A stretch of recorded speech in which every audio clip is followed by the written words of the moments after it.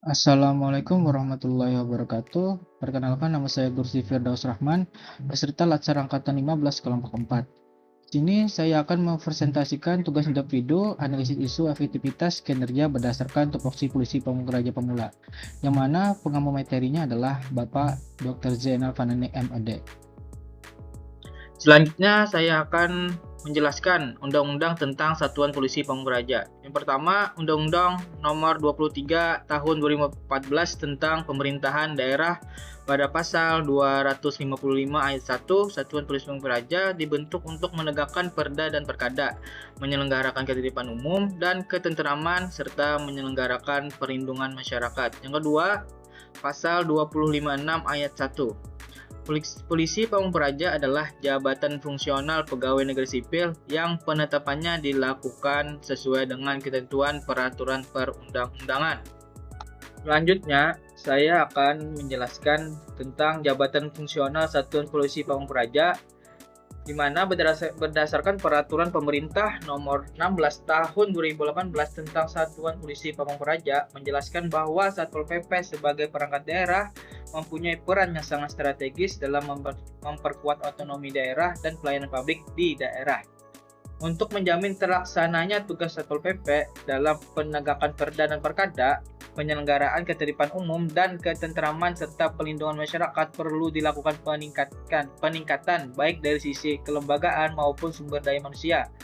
Selain itu, keberadaan Satpol PP dalam penyelenggaraan pemerintah daerah diharapkan dapat membantu adanya kepastian hukum dan memperlancar proses pembangunan di daerah. Di sini bisa kita lihat bahwa Satpol PP itu mempunyai 3 tugas pokok. Yang pertama, menegakkan perda dan perkada. Yang kedua, menyelenggarakan ketertiban umum dan ketenteraman. Ketiga, menyelenggarakan pelindungan masyarakat. Selanjutnya, di sini pun ada fungsinya. Yang pertama, penyusunan program penegakan perda dan perkada, penyelenggaraan ketertiban umum dan ketenteraman, serta penyelenggaraan pelindungan masyarakat. Yang kedua, pelaksanaan kebijakan penegakan perda dan perkada, penyelenggaraan ketertiban umum dan ketertiban masyarakat, serta penyelenggaraan perlindungan masyarakat. Yang ketiga, pelaksanaan koordinasi penegakan perda dan perkada, penyelenggaraan ketertiban umum dan ketertiban serta penyelenggaraan penertiban masyarakat dengan instansi terkait. Yang keempat, pengawasan terhadap masyarakat, aparatur atau badan hukum atas pelaksanaan perda dan perkada. Terakhir, pelaksana fungsi lain berdasarkan tugas yang diberikan oleh kepala daerah sesuai dengan ketentuan peraturan perundang-undangan. Selanjutnya, saya akan memaparkan uraian tugas Polisi Pamung Praja Pemula berdasarkan Peraturan Menteri Pendayagunaan Aparatur Negara dan Reformasi Birokrasi Republik Indonesia Nomor 4 Tahun 2014 tentang Jabatan Fungsional Polisi Pamung Praja dan angka kreditnya. Yang pertama, melakukan kegiatan pendampingan penindakan justisi. Yang kedua, melakukan penyiapan bahan koordinasi. Ketiga, menyusun rancangan kerja. Keempat, melakukan tindakan non-justisi. Yang kelima, melakukan deteksi dan cegah dini. Keenam, pengamanan protokoler dan objek vital atau pendampingan kegiatan pengawalan kepala daerah. Ketujuh, menyusun laporan akhir tahun kegiatan hasil dari pelaksanaan tugas yang telah dilakukan untuk dilaporkan kepada pimpinan. Kedelapan, melakukan pembinaan dan penyuluhan. Kesembilan, melakukan patroli dan pengamanan, penertiban dan penanganan unjuk rasa. Terakhir, melaksanakan tugas lainnya yang diperintahkan oleh pimpinan sesuai petunjuk pelaksanaan atau juklak untuk kelancaran pelaksanaan tugas.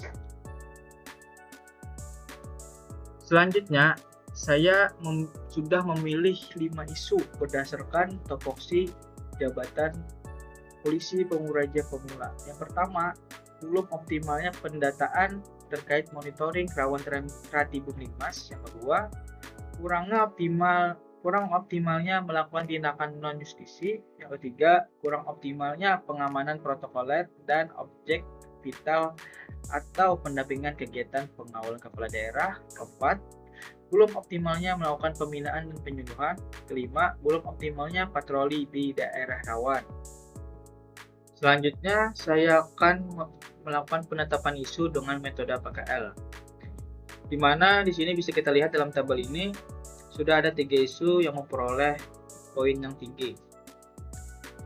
Yang pertama, yaitu belum optimalnya pendataan terkait monitoring rawan rantai berlinmas. Yang kedua, kurang optimalnya patroli di daerah rawan. Yang ketiga, kurang optimalnya melakukan tindakan non-justisi. Selanjutnya, di sini saya kembali melakukan tapisan isu dengan metode USG, di mana 3 isu yang kita dapat dari metode APKL tadi akan dipilah lagi menjadi satu. Nah, di sini bisa kita lihat untuk peringkat pertamanya yang akan menjadi isu utamanya itu belum optimalnya pendataan terkait monitoring rawan terhadap berlinmas. Selanjutnya, di sini saya akan melakukan analisis menggunakan diagram pohon masalah.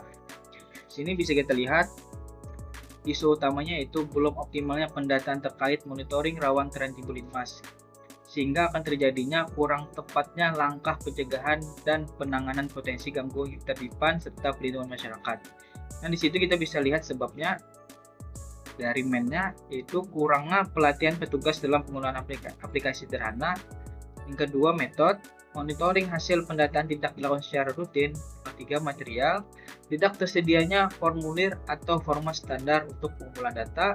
Yang keempat, mesin, kurangnya pemanfaatan aplikasi sederhana seperti Google Form, Spreadsheet, atau Google Drive.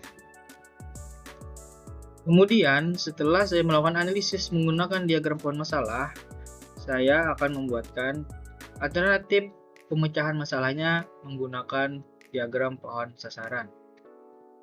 Sasaran utamanya, optimalnya pendataan terkait monitoring rawan terhadap berlinmas. Di sini bisa kita lihat untuk solusinya, yang pertama dari men, memberikan panduan kepada petugas tentang penggunaan aplikasi sederhana.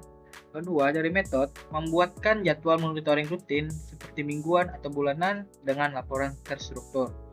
Yang ketiga, dari material, membuatkan formulir atau format standar baik manual maupun digital. Terakhir, dari mesin, mengoptimalkan penggunaan aplikasi sederhana seperti Google Form, Google Sheet, atau Google Drive untuk input data. Sehingga akan terjadinya atau terwujudnya langkah pencegahan dan penanganan potensi gangguan ketertiban serta pelindungan masyarakat yang efektif, efisien, dan tepat sasaran. Mungkin itu saja presentasi saya untuk hari ini. Salah hilap mohon maaf. Wabillahi taufiq wal hidayah. Assalamualaikum warahmatullahi wabarakatuh.